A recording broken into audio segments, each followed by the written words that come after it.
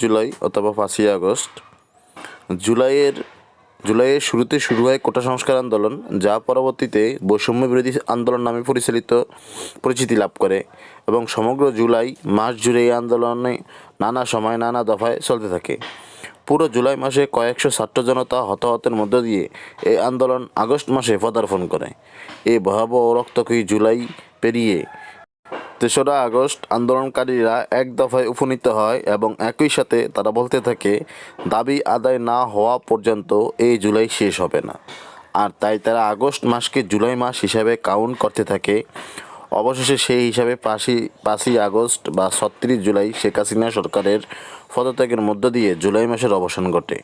আর এইভাবে 5ই আগস্ট বা 36 জুলাই বাংলাদেশের ইতিহাসে একটি তাৎপর্য দিন হিসাবে পরিগণিত হলো।